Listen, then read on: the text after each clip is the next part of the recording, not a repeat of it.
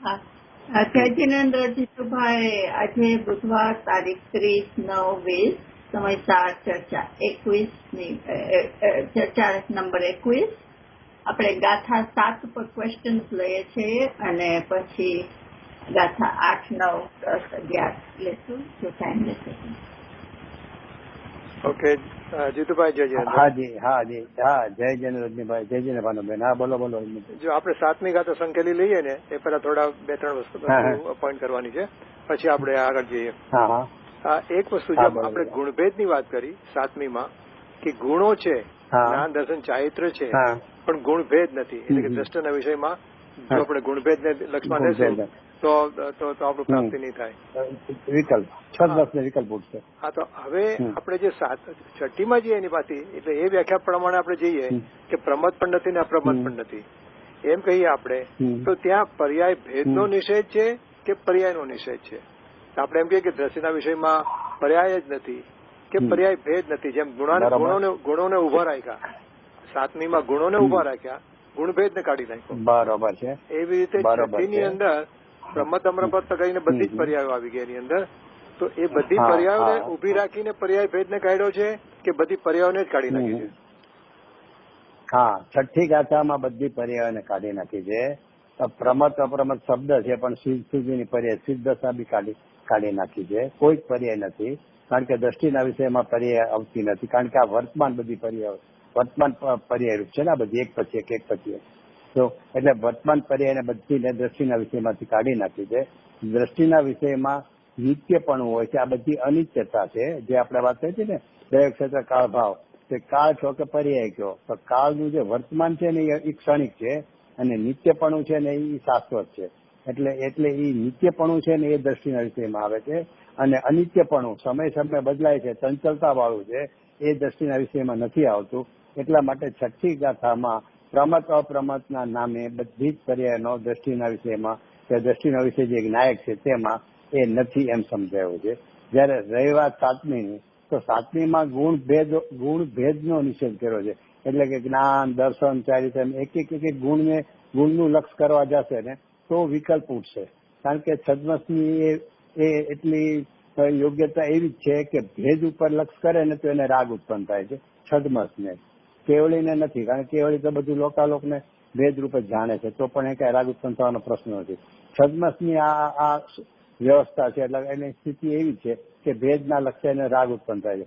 એટલે અહીંયા ગુણના એક ભેદની સામું જો જોવા જશે ને તો પણ એને વિકલ્પ ઉઠશે, તો પણ એને નિર્વિકલ્પતા નહીં થાય. અને અહીંયા તો આપણને નિર્વિકલ્પ અને શુદ્ધાત્મા કોણ છે અને કેમ પ્રાપ્ત કરો એની વાત ચાલે છે. એટલે અહીંયા 7મી ગાથામાં ગુણભેદ, તો ગુણને રાખ્યા છે, કારણ કે ગુણનું એકરૂપપણું છે ને એ ભાવ છે. દ્રવ્ય ક્ષેત્ર કાળ ને ભાવ, તો કાળનું તો આપણે સમજીશું. ભાવમાં શું, તો કે ભાવમાં ભાવ તો રહેશે પણ એ ભેદરૂપ નહીં રહે, અભેદરૂપ રહેશે. એટલે કે એક ગુણની જે અહીંયા જ્ઞાન તે આત્મા, દર્શન તે આત્મા એમ કરીને ઓલાને સમજાવવા માટે કેવું પડ્યું, પણ એનો નિષેધ એટલા માટે કર્યો કે એ ભેદરૂપ થઈ ગયું એટલે નિષેધ કર્યો. પણ ભેદરૂપ અભેદ એકરૂપપણું છે ને ગુણોનું, એ તો એમાં રહેશે ઓલા દ્રષ્ટિના વિષયમાં. ઓલામાં પર્યાય વર્તમાન પર્યાય કાઢી નાખી, પણ કાયમી પર્યાય કહેતા પર્યાય શબ્દ આવે એટલે આપણે જરા આંચકો લાગે, પણ જે કાયમીપણું નિત્યતા છે ને તો એનું નામ છે ત્યાં કાળ. તો એ જેમાં નિત્યતા રાખી છે એમ અહીંયા ગુણનું એકરૂપપણું રાખ્યું છે. ઓલામાં વર્તમાનપણું કાઢી નાખ્યું કાળમાં, હું એ રીતે અહીંયા ગુણનો ભેદ કાઢી નાખ્યો. કારણ કે ગુણો પર્યાય વર્તમાન પર્યાયનો તો નિષેધ થાય ને તો દ્રવ્યનો નિષેધ નથી થતો. જયારે ગુણોનો નિષેધ કરી નાખો તો દ્રવ્ય જ નહીં રહે, કારણ કે ગુણોનું એકરૂપપણું એનું નામ તો દ્રવ્ય છે. એટલે ગુણોનું એકરૂપપણું છે એ તો ઉભું રાખ્યું છે, પણ એના ભેદનો નિષેધ અહીંયા 7મી ગાથામાં કર્યો છે. બોલો. બરાબર. આ તમે કહું કે જે વર્તમાન પર્યાય નો નિષેધ કર્યો એટલે કે અનિત્યતાનો નિષેધ કર્યો અને નિત્યતા કાયમ રાખી, તો એ નિત્યતા કઈ રીતે કાયમ રાખી? જો વર્તમાન પર્યાયનો છે અનાદિ અનંત, અનાદિ અનંત પણ છે કે નહીં, નિત્યપણે છે કે નહીં, તો એમાં બદલું થાય છે. એ પર્યાયમાં ગયું, વર્તમાનમાં ગયું. વર્તમાનમાં વર્તના થઈ બધી વર્તમાન એક સમયમાં થઈ, પ્રત્યેક સમયે, પણ નિત્યપણું તો છે પણ એનું અસ્થિપણે હોવા પણ રહ્યું જ છે એટલે એમાં બદલીને રહ્યું છે એ તો પ્રમાણની વાત લો તો બદલીને રહ્યું છે, નહીં તો ત્યાં દ્રષ્ટિના વિષયની અપેક્ષા બદલીને નથી રહ્યું. દ્રષ્ટિના વિષયમાં તો છે પણ જ રહ્યું. ઓકે, એટલે ત્રિકાળી ગુણો તો રાખ્યા જ નેચરલી, એટલે એ એમાં નિત્યતા આવી ગઈ, એટલે ગુણો છે એ રીતે નિત્યતા રહી ગઈ. હા, વર્તમાન પર્યાય વાત પણ એકચ્યુઅલી ગુણો છે એ તો બરોબર છે, એમ તો અસંખ્ય પ્રદેશો છે એ તો બરોબર છે, પણ અહીંયા તો છે પણ આપણે ઓલું વર્તમાનને કાઢી નાખીએ છીએ ને, જુદું પાડી દઈએ છીએ ને પર્યાયને, એટલા માટે અહીંયા નિત્યતા મૂકીને છે સમજાવ્યું છે. બાકી તો બધાનું જ છે પણ જ છે. ત્રિકાળીનો જે દ્રષ્ટિનો વિષય જે ત્રિકાળી છે એ પોતે છે પણ જ છે, તો એમાં કઈ બદલવા પણ નથી અને એના ભેદ પણ નથી, એટલે કે ખંડ પણ નથી અને બદલવા પણ નથી. તો કે દ્રષ્ટિનો વિષય જે ત્રિકાળી દ્રવ્ય સામાન્ય છે એની વાત છે. ઓકે, એટલે જે ટૂંકમાં જે સાતમી ગાથામાં અને અનંત પર્યાયોને પીને બેઠું છે, એ જે પર્યાયો શબ્દ ભેદ માટે વપરાયો છે સાતમી ગાથામાં ગુણભેદ માટે, એ પર્યાયોને પીને બેઠું છે, ભેદરૂપ પર્યાયોને બેઠું છે, એ વસ્તુ છઠ્ઠી ગાથામાં નહીં લાગુ પડે. તો પછી છઠ્ઠી ગાથામાં તો પર્યાયનો જ નિષેધ છે, પર્યાયનો ભેદનો બી ખરી વાત નથી, પર્યાય જ નીકળી કે પછી એના ભેદની કોઈ સવાલ જ નથી. હા, એટલા માટે સાતમી ગાથામાં જે પર્યાય શબ્દ છે ને એ ખાલી ગુણભેદ માટે છે, જેને ભેદ કહીએ. ભેદ કોના? તો ગુણોના. બરાબર, ગુણોના ભેદ ને પીને બેઠું છે. પર્યાયની તો વાત છઠ્ઠી ગાથામાં કાઢી જ નાખી. હા, એટલે ટૂંકમાં પર્યાયને પીને બેસ્યો કે એટલે ગુરુદેવ અમુક જગ્યાએ ખુલાસો છે કે બોલ્યા છે ગુરુદેવ અમુક પ્રવચનમાં કે અહીંયા જે પર્યાય કીધું ને એ પર્યાયનો અર્થ છે ભેદ. અને ક્યાંક એમ કીધું કે અહીંયા પર્યાય કીધી ને એટલે ગુણ ને પર્યાય કીધી, એટલે કે ગુણના પર્યાયનો ભેદ એમ. અહીંયા પર્યાયની વાત જ નથી. પર્યાયની વાત તો કે છઠ્ઠી ગાથામાં એનો નિષેધ થઈ ગયો એવું ગુરુદેવના પ્રવચનમાં ખુલાસો છે. ટૂંકમાં કમિંગ બેક ટુ છઠ્ઠી ગાથા કે પર્યાયને કાઢી નાખી પણ નિત્યતા તો રાખી છે, એટલે કાળથી દ્રવ્ય અખંડિત રહ્યું છે. કાળનો અખંડિત. હા, તો એની સાથે છે ને તે વખતે પ્રશ્નો આપણે હતા ને એમાં એ જે પ્રશ્નો તો લીધો કે ગુરુદેવ ત્રિકાળી કરે ત્રિકાળી, તો ત્રિકાળીનો મતલબ એ તમારો પ્રશ્ન હજી બાકી છે.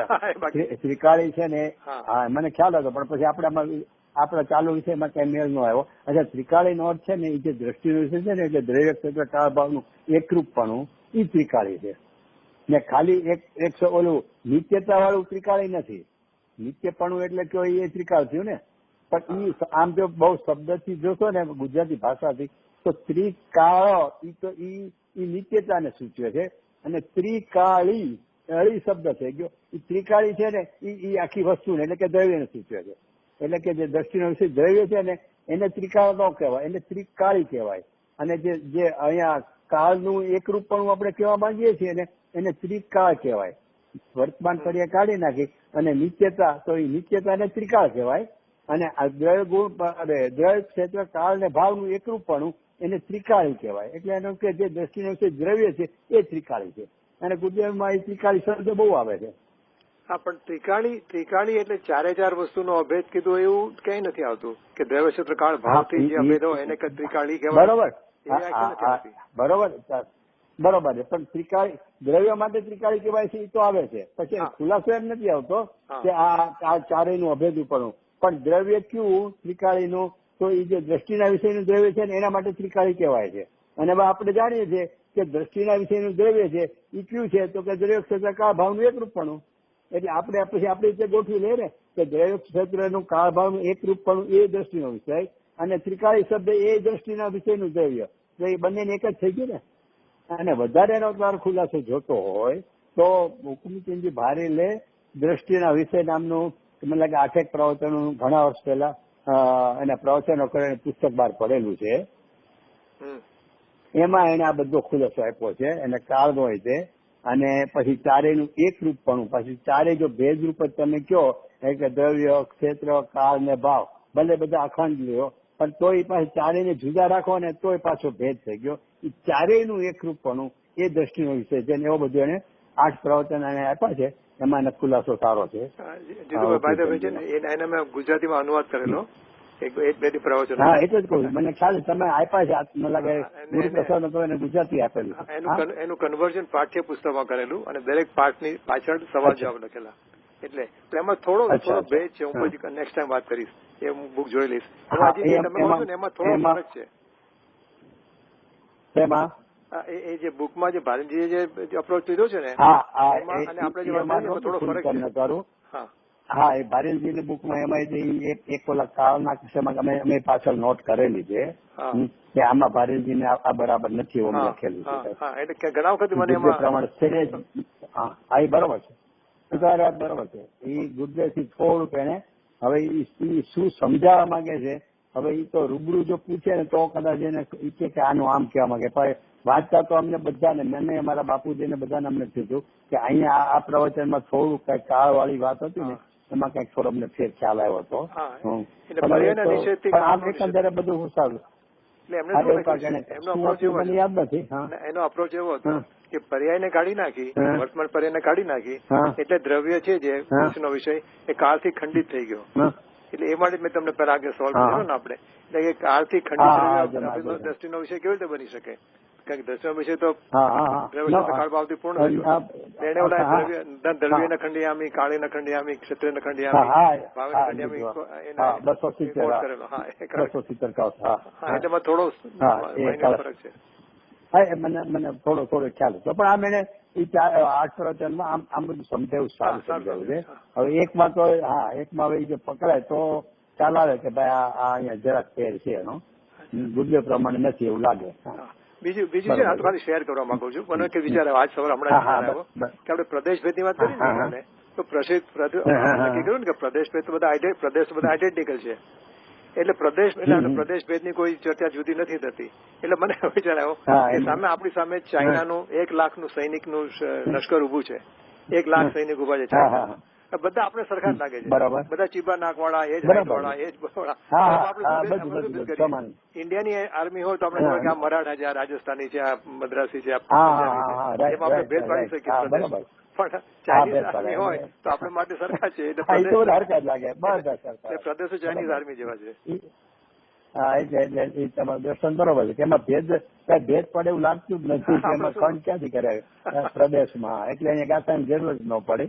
બીજું આપણે હું તો સદવસ્તુ વિષય જ નથી એટલે. પછી આપણે જે વાત કરી ને કે જે જ્યાં છન્મસ્ત જીવ છે, રાગી જીવ છે અને જ્યાં સુધી આવી રીતે લક્ષ રહે છે, સાત્મિકા વાત કરી ત્યાં સુધી એને રાગની ઉત્પત્તિ થાય છે. પણ એ રાગનો પ્રકાર કઈ રીતનો? એટલે હું this is what I am thinking કે જેવું વસ્તુનું સ્વરૂપ છે, જેવું એક્ઝેક્ટલી જેવું સ્વરૂપ છે, જ્યાં સુધી એવું સ્વરૂપ આપને ન ભાષે આપણા વિકલ્પની અંદર પણ ત્યાં સુધી આપણું કામ થતું નથી.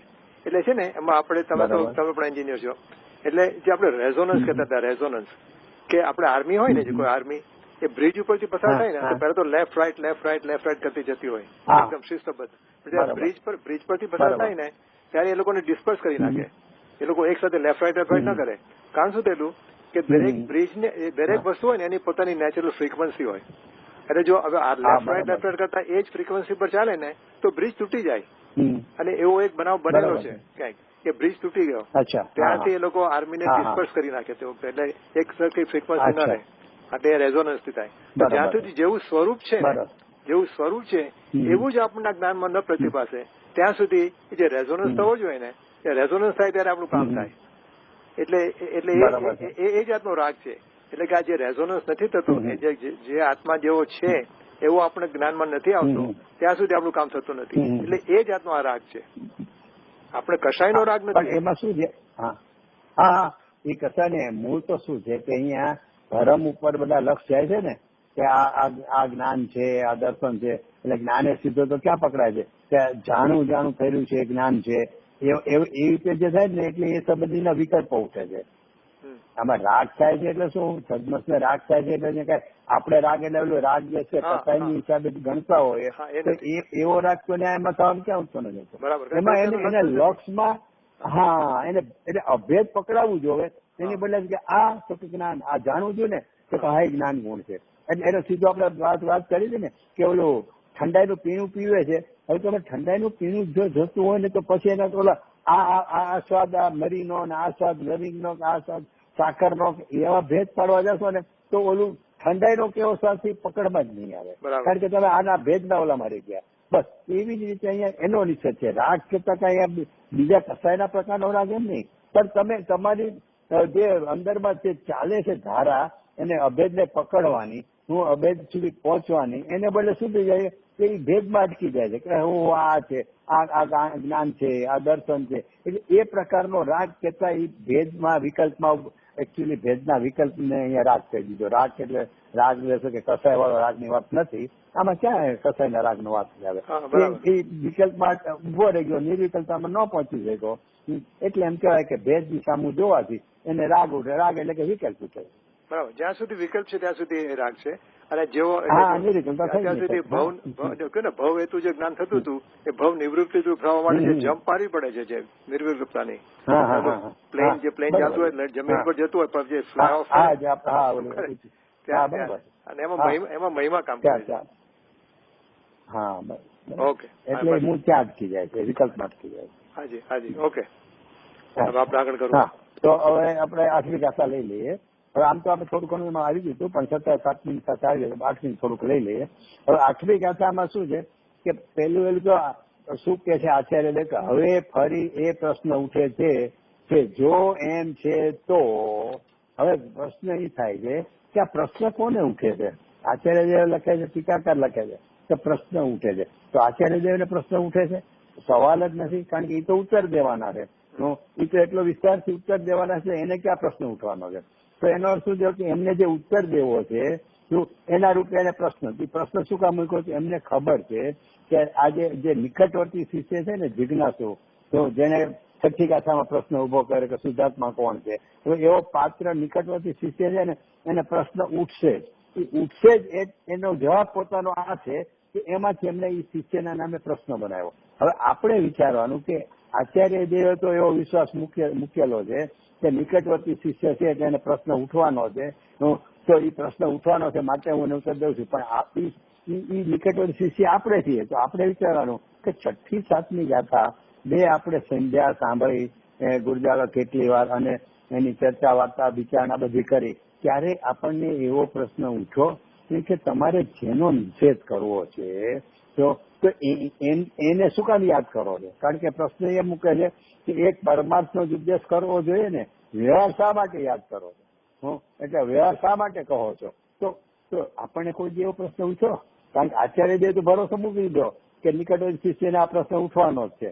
હું એટલે તો ઉત્તર લખ્યો અને ઉત્તરમાંથી એટલે પ્રશ્ન કર્યો. પણ ખરેખર આપણે આપણી જાતને પૂછીએ કે આપણે આ બધું સાંભળી તો એનું થોડુંક ઊંડાણથી વિચાર કરીએ છીએ કે આ પર્યાયનો નિષેધ કરવો છે, તો પર્યાયને યાદ કરીને પછી કહે છે કે એક નાયક પણ ઉત્તરાયણ થતો એનું આચરણ થતું નથી, શુભાશુભ પરિણમતો નથી, માટે પ્રમત અપ્રમત નથી. પેલા પ્રમત અપ્રમત ની આટલી સિદ્ધિ કરી અને પછી તો એક નાયકમાં નથી, એવો નાયક છે. વળી કહે કે જ્ઞાન તે આત્મા ને, દર્શન તે આત્મા ને, ચારિત્ર આત્મા, એવું બધું કહી અને પછી કહે કે ના એ ભેદ છે ને, એ ભેદ વગરનો છે, એ નાયક છે. તો એવું કહેવાનું યાદ કરવાનું કામ શું છે? જેને આપણે ઘરે બોલાવો જ ન હોય તો એને શું કામ યાદ કરવો કે ભાઈ એને નહીં બોલાવતો? તો એમ કહે છે કે તમારે જો વ્યવહારનો નિષેધ જ કરવાનો છે તો સીધો જ પરમાર્થનો ઉપદેશ આપો ને. પણ આપણને એવો પ્રશ્ન ઉઠો કે નહીં, એ આપણે પૂછવાનું, કારણ કે આપણે એમને સાંભળી તો નથી જતા ને. તો એટલે એક રીતે જોવો તો આચાર્યદેવનો ઠપકો બી કહેવાય, અથવા આપણી જાતને પૂછવાનું કહેવાય આચાર્યદેવ તરફથી કે ભાઈ તારી જાતને પૂછીએ, અમે તને સમજાવતા જાય છે કે તને પણ આવો પ્રશ્ન ઉઠો જશે એવું અમે માનીએ છીએ, તો તું એમાં છો કે નહીં, અથવા તને આવો પ્રશ્ન ઉઠો છે કે નહીં, એમાં ટકોર બી આવી ગઈ, એવું મને આપણે પોતે પોતાના માટે લેવાનું. એટલે કે આપણે એવી રીતે આની સ્વાધ્યાય એવી રીતે ઊંડાણથી કરવાનો, એટલા માટે આપણે આવી વિચાર કરીએ. હવે એમને પ્રશ્ન તો આપણે સમજાય છે કે પરમાર્થનો જ ઉપદેશ કરવો છે તો વ્યવહાર શા માટે કરો છો? હવે અહીંયા 6ઠી ગાથામાં દ્રષ્ટાંત આપ્યો, હવે પછી 8મી ગાથામાં દ્રષ્ટાંત આવ્યો. ભલે ટીકાકારનો તો કે મ્લેચ્છ ને કોઈ બ્રાહ્મણ સસ્તી શબ્દ છે. હવે વિચાર કરો, મને એ વિચાર આવ્યો તો મ્લેચ્છ એટલે આમ ક્રૂર પરિણામી, મ્લેચ્છ કયો કે અનાર્ય કયો, બરોબર છે. હવે એ અજાણ્યો મ્લેચ્છ માણસ, હવે એને કોઈ બ્રાહ્મણ સજ્જન પુરુષે એને જોયો અને એને સસ્તી શબ્દ કહેવાનો ભાવ આવ્યો. વિચાર તો કરો, એટલે એને એ બ્રાહ્મણે એનામાં કાંઈક એવું જોયું કે ભલે આ મ્લેચ્છ રહ્યો ક્રૂર પરિણામી કહેવાય, પણ એને જોતા એને એમ થયું કે આ કોઈ પાત્ર જીવ લાગે છે, કોઈ જિજ્ઞાસુ જીવ લાગે છે, રૂડો જીવ લાગે છે, એટલે એને આશીર્વાદ દેવાનું મન થયું. એટલે એને કેમ આશીર્વાદ દેવાનું મન થયું? અચ્છા, હવે એના આશીર્વાદના શબ્દો મ્લેચ્છ તો કઈ સમજતો નહોતો. હવે મ્લેચ્છ કેટલો સરળ કે એને એમ થયું કે આ કોઈ મહારાજ છે, બ્રાહ્મણ કોઈ મહાપુરુષ લાગે છે, કઈક મને કે છે, પણ એને એવો પૂરું પરિણામી નહોતો કે હવે કીધા કરે છે, આવા દે આ મોટા માણસો આપણે હું કઈ સમજતા નથી એમ કઈ હાલતો ન થયો. પણ એ ઉભો રહીને ટગર જોવા માંડ્યો એની સામે, અને એ ટગર જોવામાં પણ એના અહોભાવ હતો કે કાંઈક મને કે છે. એને જેમ ઓલા બ્રાહ્મણે મ્લેચ્છમાં કાંઈક જોયું કે કોમળતા, સરળતા કે જિજ્ઞાસુ પણ, એટલે એને સ્વસ્તિ શબ્દ એના માટે નીકળો આને માટે. અને મ્લેચ્છને એ કેનાર પ્રત્યે એવો ભાવ થયો કે આ મને કાંઈક મારા હિત માટે, મારા પ્રત્યે કાંઈક લાગણી બતાવતા લાગે છે. એટલે ગુરુ શિષ્યને બે એકબીજાને ઓળખતા નથી. એક આવો રૂડો છે બ્રાહ્મણનો જીવ, એક છે ક્રૂર પરિણામી મ્લેચ્છનો અનાર્ય જીવ, છતાં એ બે વચ્ચે જોવો પરિણામને એ બીજાને કેવો અહીંયા મેળ બતાવો કે બ્રાહ્મણ ને એને આવા માણસને સ્વસ્તિક શબ્દ કહેવાનો મન થયો. અને એ સાંભળીને ઓલો હાલતો ન થયો, પણ ટગર જોઈને હોંશથી એને એમ જોઈ રહ્યો. એટલે એનો અર્થ શું થયો કે જયારે ટગર જોવે છે ને ત્યારે બ્રાહ્મણ ને થયું કે ભાના છે તો ખરેખર મેં માન્યું હતું ને એવો જ રૂડો જીવ છે, અને જિજ્ઞાસા છે મારા શબ્દનો અર્થ એ પણ મારી ભાષા નથી સમજતો. એટલે પોતે ભાષા જાણતા હતા, એટલે એને અર્થ કીધો કે તારું અવિનાશી કલ્યાણ થાવો. એટલે એલા અજાણ્યા માણસને અવિનાશી કલ્યાણ થાવો એટલે કે શાશ્વત સુખને પામો. આવા સરસ આવા આશીર્વાદ અજાણ્યા માણસ છે ને, ગુરુદેવ આગળ આવે ને કોઈ હાવ અજાણ્યો માણસ આવે ને ગુરુદેવને આમ ભગવાન છે એમ કેતા ને, ત્યાં ઓલો આમ ગદગદ થઈ જતું કે આવા મહાપુરુષ મને ઓળખતા નથી, હું તો અહીંયા બધું જોવા આવ્યો છું, હોય નોન જૈન જોવા આવ્યો છું, અને જ્યાં મહારાજને જોઉં છું ત્યાં તો મને આવા આશીર્વાદ આપ્યા કે તું ભગવાન છે, તો કેટલો ગદગદ થઈ જાય. એમ અહીંયા આ શ્રોતા છે ને, એ શ્રોતા આના આશીર્વાદનો અર્થ સમજ્યા ને કે તારું અવિનાશી કલ્યાણ થાવ, તો એટલો બધો ખુશ થઈ ગયો, અંદરથી એટલો બધો આમાં ભાવ વિભોર થઈ ગયો કે આંખમાંથી હર્ષના આંસુ એને વહેવા માંડ્યા. એટલે આ શ્રોતા પણ આવો હોય એ વાત આમાંથી નીકળે છે. અચ્છા, હવે વાત રહી કે તો મ્લેચ્છની ભાષામાં એને કીધું અને સમજો, અને પછી બધું સમજાવ્યું. અને આત્મા એને બિચારા ક્યારે જો આત્માની ખબર નહોતી, એટલે દર્શન જ્ઞાન ચારિત્રને પ્રાપ્ત આત્મા જે વ્યવહારિક જીવને નિકટવર્તી જીવને સમજાવે છે.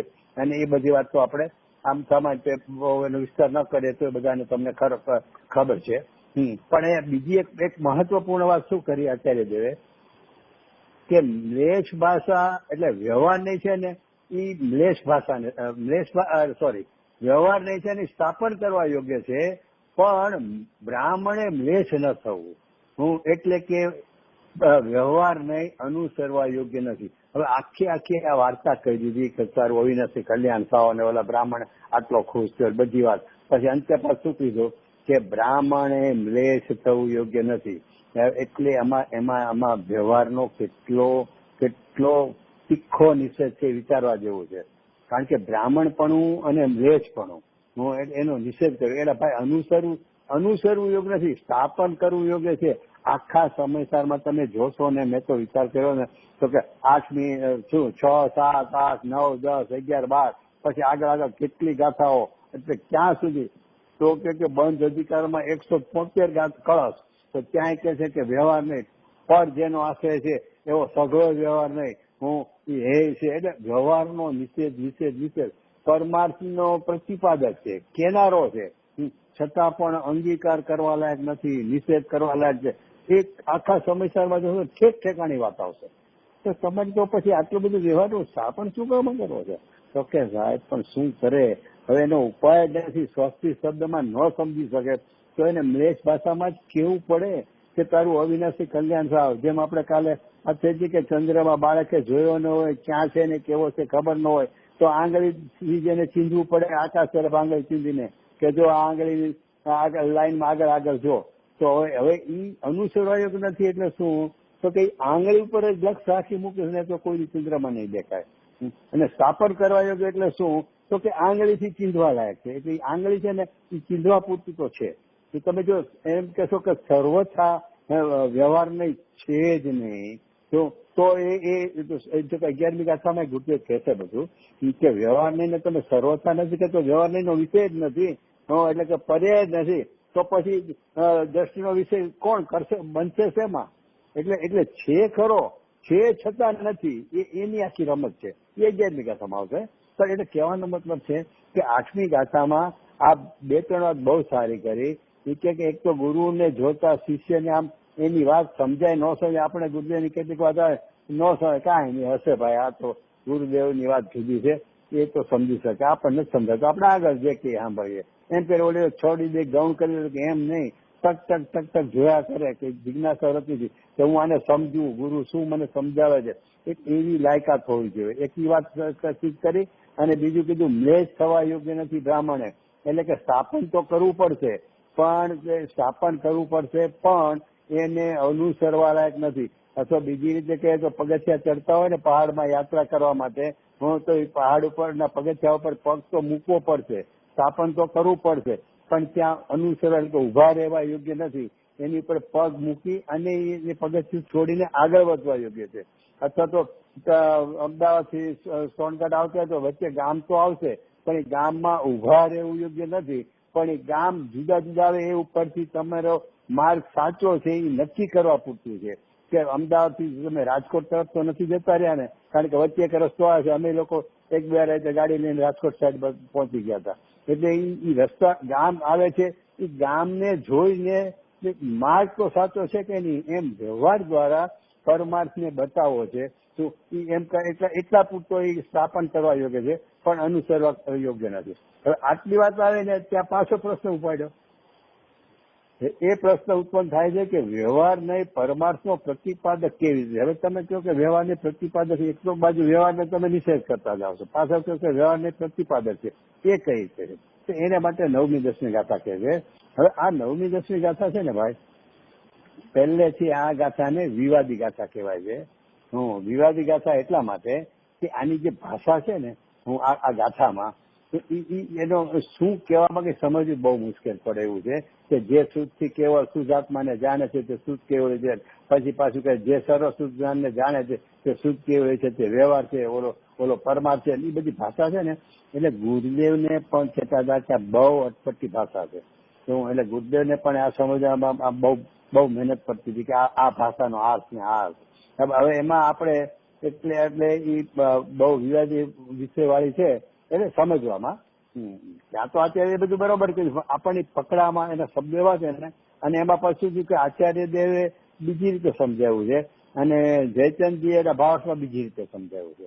એટલે આપણે થોડુંક એટલું સમજી લઈએ. પણ તમને લોકોને જેને આમાં વધારે સમજવાનો ભાવ હોય ને, એ લોકોએ ગુરુદેવના 9-10મી વારના જેટલા પ્રવચનો હોય એ જુદા જુદા સાંભળી અને નિર્ણય કરવો. હું તો થોડું ઘણું જે સમજો છું એ મારી રીતે તમને કહું છું, અને એમાં બી તમને ક્યાંય લાગે કે ના આમ છે કે નહીં તો મારું ધ્યાન દોરજો. અત્યારે 9મી 10મી ગાથામાં હું શું કહેવા માંગે છે કે 7મી ગાથામાં છે ને દર્શન જ્ઞાન ત્યારે 3 ભેદ વડે અભેદને બતાવ્યો છે ત્યાં. જયારે અહીંયા છે ને લક્ષણ 1 વડે, એટલે કે લક્ષણ વડે લક્ષને બતાવ્યું છે. એટલે કે ભાવસુદ્ધ જ્ઞાન વડે આત્માને જાણે છે, એટલે ભાવસુદ્ધ જ્ઞાનની લક્ષણ છે અને એ લક્ષણ વડે જ્ઞાયકને બતાવો છે. એ શેમાં લીધો કે 9મી 10મી ગાથામાં. કારણ કે એમ કેવું છે ને કે વ્યવહાર વડે પરમાર્થને, તો કે જે ભેદ ભાવસુદ્ધ જ્ઞાન વડે આત્માને જાણે તો ભાવસુદ્ધ જ્ઞાન એ ભેદ પર્યાય થઈ. એટલે એ પર્યાય કયો કે ભેદ કયો કે વ્યવહાર કયો. એટલે કે વ્યવહાર વડે કોને બતાવ્યો તો કે આત્માને. એટલે એ થયો નિશ્ચય. એટલે વ્યવહાર વડે નિશ્ચયને બતાવ્યો. એટલે કે વ્યવહાર પરમાર્થનો પ્રતિપાદક છે એ વાત અહીંયા સમજાવી છે ને. એટલે કે આ ભેદ પાડીને સમજાવ્યો.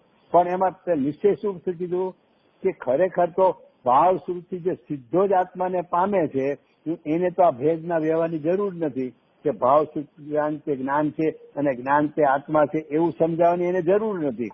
જે ભાવ જ્ઞાનથી સીધો આત્માને જાણી લે છે એ તો પરમાર્થ છે. એટલે એ નિશ્ચય સંકિતિ છે. એવા બધા ગુરુદેવના શબ્દો છે કે એ તો નિશ્ચય સંકિતિ થઈ ગયો. ભાવ શ્રુત જ્ઞાન થી એટલે એને લક્ષણ વડે લક્ષવા નથી જતો. એ ડાયરેક્ટ ભાવ, કારણ કે પકડશે તો ભાવ શ્રુત જ્ઞાન જ, પણ એ ડાયરેક્ટ ગાયકને પકડી લે છે જે જીવ. એવો તીવ્ર પાત્રતા યુક્તા વાળો હોય છે ઉગ્ર અથવા તો પૂર્વ દેશના મળે છે કે જે હશે એમાં ખુલાસો નથી એટલે આપણે અનુમાન કરવાનું છે. એટલે એવો જીવ જે છે ને તૈયાર એ તો ભાવ સુધારથી સીધો આત્માને પકડી લે છે. એ સીધો પકડી લે છે ને એનું નામ છે પરમાર્થ એટલે કે નિશ્ચય. અને બીજો જીવ એવો છે કે એને સમજાવવું પડશે, નિકટવર્તી શિષ્ય છે એને સમજાવવું પડે છે કે ભાવ સુજ્ઞાન છે, જ્ઞાન છે ને જ્ઞાન છે આત્મા છે.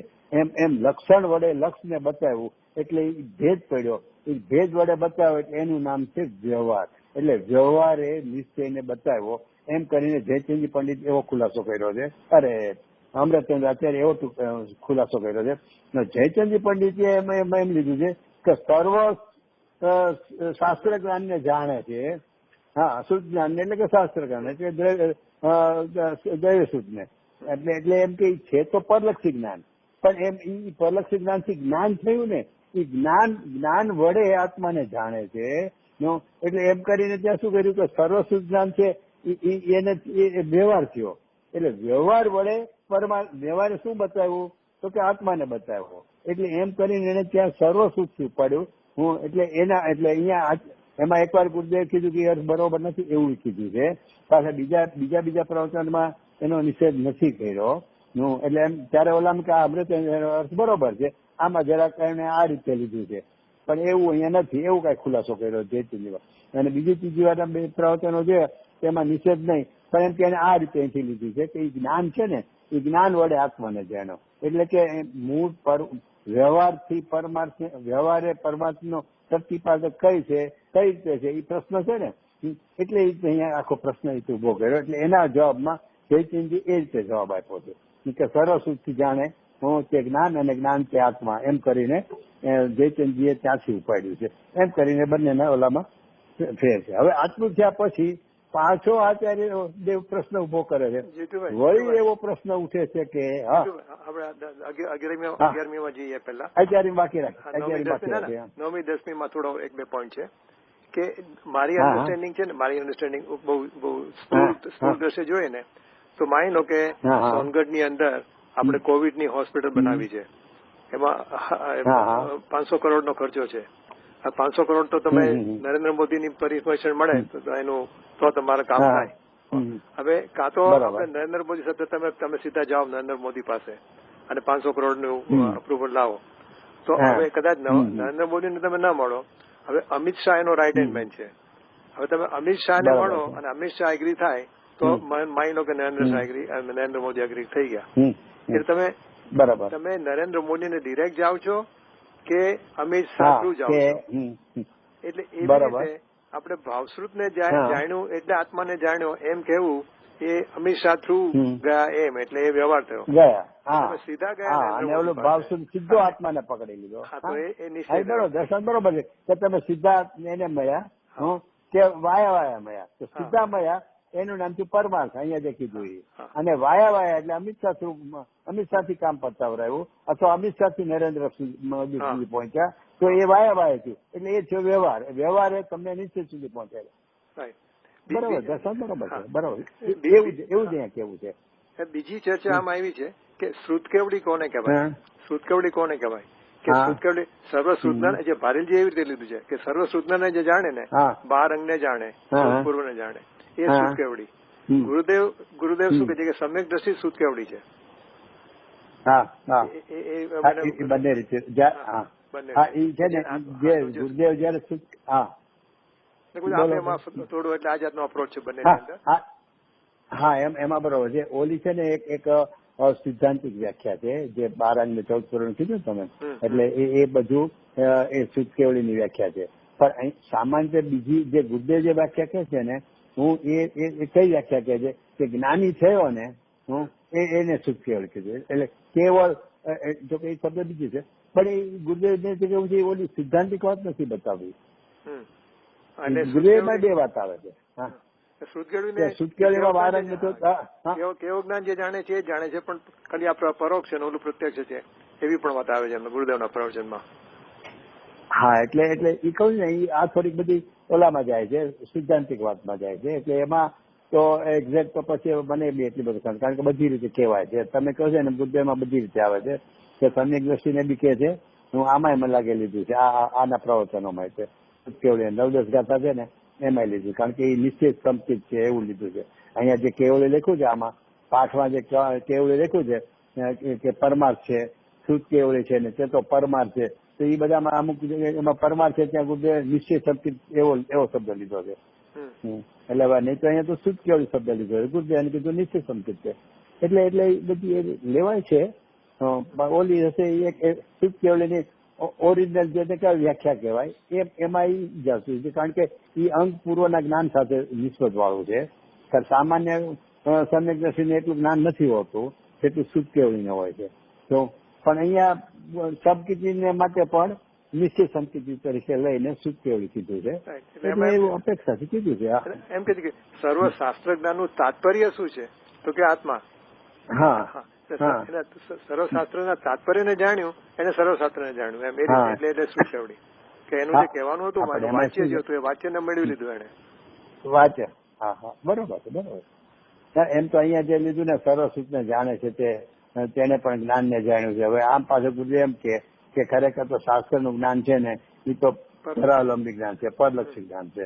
શું એમ કે હવે અહીંયા પાછું એમ કેવું છે કે ભાઈ શાસ્ત્ર જ્ઞાન છે પણ એને વડે જ્ઞાનને તો જાણ્યું છે ને. હું એટલે તમે કીધું એમ કે તાત્પર્ય જે છે એને તો એને ગ્રહણ જ્યાં સુધી પહોંચ્યો ને એટલે એ ત્યાં પહોંચ્યો એટલે એ જ્ઞાન છે ને જ્ઞાન તે આત્મા છે એમ કરીને આત્મા સુધી પહોંચ્યો. એટલે એવી બી અપેક્ષા લાગે છે. પણ આમ સામાન્ય રીતે તો શાસ્ત્ર જ્ઞાન કે જ્ઞાન નથી, એ તો આપણે બાળકોથી ભણ્યા છીએ તો એટલે પરાવલંબી જ્ઞાન છે એ ન હોય. પણ અહીંયા લીધું છે ચૈતન્યજીએ રીતે કે સર્વસુખને જાણે છે, સર્વસુખ જ્ઞાનને જાણે છે, તેને પણ આ જ્ઞાનને જાણવાથી આત્માને જ જાણ્યો છે એ શૈલી લીધી છે. એટલે હું અહીંયા શું છે ચૈતન્ય શું કામ લીધી છે કે વ્યવહાર દ્વારા પરમાર્થનો પ્રતિપાદક કઈ રીતે છે એ એમને સમજાવવું છે ને. એટલે કે આ વ્યવહાર અને કારણ કે પરલક્ષી જ્ઞાન થયું વ્યવહાર થયું અને એ વ્યવહાર દ્વારા હું એ જ્ઞાનથી આત્માને પહોંચ્યો, એ પરમાર્થ થયો. એટલે વ્યવહારે પરમાર્થને બતાવ્યો એ સિદ્ધ કરવા માટે એમણે એ શૈલી લીધી છે. પણ ઓલી ગુરુદેવને ઓલી શૈલી વધારે બરોબર લાગી કે ભાઈ આમાં તો પરલક્ષી જ્ઞાનથી વાત આવી ને હું એટલે ઠીક છે કે વ્યવહાર તરીકે એમ લીધું કે આ પરલક્ષી જ્ઞાનને આ પરમાર્થ એ લીધું, પણ ખરેખર તો ભાવ સુધી સીધો જાણે આત્મા એ પરમાર્થ છે અને ભાવ શુદ્ધ જ્ઞાન વડે લક્ષણ જાણે કે આ ભાવ શુદ્ધ જ્ઞાન તે જ્ઞાન છે અને જ્ઞાન તે આત્મા છે એમ કરીને લક્ષણ વડે લક્ષ સુધી પહોંચે છે એ વ્યવહાર છે એમ કરીને એટલે એ વ્યાખ્યા ગુરુદેવને થોડી વધારે ઉચિત લાગી, કારણ અમે એ આચાર્યની વ્યાખ્યા છે. હવે એક બે પોઈન્ટ ક્વિકલી આપણે ટાઈમ થવા આવ્યો છે, લગભગ થઈ ગયો છે. હા એટલે પૂરું થઈ ગયું. એક અભય કુમારજી સાથે પાસે સાંભળે દેવલાલીમાં કે આજે 7મી નવમી દિવસો કરતા શ્રુતકેવળીને યાદ કરી ને, શ્રુતકેવળીને યાદ કર્યા ને ઓકે એટલે એમનું એક એવી થિયરી છે કે આપણે ખબર નથી કે કુંકુનાચાર્ય મહાવિદ્યથી જયારે પાછા આવ્યા ત્યારે કયા શાસ્ત્ર પહેલા લખ્યા હશે, પહેલા પ્રવચન સાર લખ્યું કે તો આના ઉપરથી એક અટકળ એવી કરવામાં આવે છે કે હજી મહાવિદ્યથી પાછા આવ્યા છે તાજા અને એમને એટલે એમના ચર્ચાઓ કરી સુતકણીઓ સાથે એમના હજી મનમાં રમે છે એટલે એમણે આ દાખલો યુનિક આજે 9મી 10મી ગાથાનો જે ઉદાહરણ છે સુતકેવળી ભાવ સુતકેવળી એ યુનિક છે, બીજા આગમમાં ક્યાંય નથી આવતું. વ્યવહારને નિશ્ચય સમજાવવા માટે તમે કુંભારને ઘડાને ગમે તે કહો પણ આ દાખલો તો યુનિક છે આખા જૂના ગામમાં. એટલે કે એમને હજી એમના મનમાં રમતું હતું એટલે એમનું એવું થિયરી છે એના પરથી કે કુંદવનાચાર્ય સમય સાથ પહેલા લખ્યું હોવું જોઈએ, કારણ કે એમને હજી મનમાં જે છે ને નવા સંશોધન પ્રમાણે તો 85 નામ આવે છે. બીજી એક થિયરી એવી સંશોધન કરતા જ બીજી એક થિયરી એવી છે કે અગેન સબસ્ટેન્શિયલ કોઈ નથી એની વાતમાં કે કુંકુનાચાર્ય ગયા ને મહાવિદ્યમાં અને સિમંદર ભગવાનના સાક્ષાત દર્શન કર્યા ને એટલે એમને ત્યાં સ્થાયિક સંકિત થયેલું, કારણ કે કેવડીના પાદમૂળમાં થાય ને એક એવી થિયરી પણ આગળ વધે છે. એટલે તમને કહું છું કે ક્યાં ગુરુદેવ જન્મેલા એ તો ઉલટું મને લાગે ના એમાં નિષેધ આવે છે. એ ભલે આમ કેવડી કેવડીના પાદમૂળે થાય છે એ સિદ્ધાંત સાચો છે, એમાં કોઈ સવાલ નથી. પણ એ પાછું એના ક્ષેત્રમાં જઈને બીજા ક્ષેત્રમાં જઈને એવી રીતે નથી હોતું કઈ, એવું નથી હોતું. એટલે ખોટી જશે. એટલે અને બીજી વાત છે કુંકુનાચાર્ય એને કોઈ દિવસ સાહિત્ય કીધા જ નથી ગુરુદેવે. બરાબર છે. આ લોકો કોઈ એમ કહેતા કે ન્યા ગયા ને આ પણ એ બરોબર નથી. આ તો ચર્ચા છે. ઓકે. એટલે ભાનુબેન તો પછી એવું બી થાય ને એમ તો પછી 1 મિનિટ એવું થાય ને કે કુંકુંદા ત્યાં જ રહેતો ત્યાંથી શ્રેણી માંડીને મોક્ષે વયા જાય કેમ કરતા માલદેમાં છે એટલે પણ અહીંના જન્મેલા છે મોક્ષ ક્યાંથી જાય? એમ જો મોક્ષે ન જઈ શકતા અહીંના મહાવીર ક્ષેત્રમાં જઈને તો પછી સાહિત્ય કઈ છે સાહેબ? એટલે ઠીક છે. ઓય સર હા ઠીક છે. હવે આપણે શુક્રવારે હા હવે 11 વાગ્યા ચાલે શુક્રવારે. હા તે કાંઈ ભાનુબેન ના બસ અહીંયા પૂરું કરીએ. હા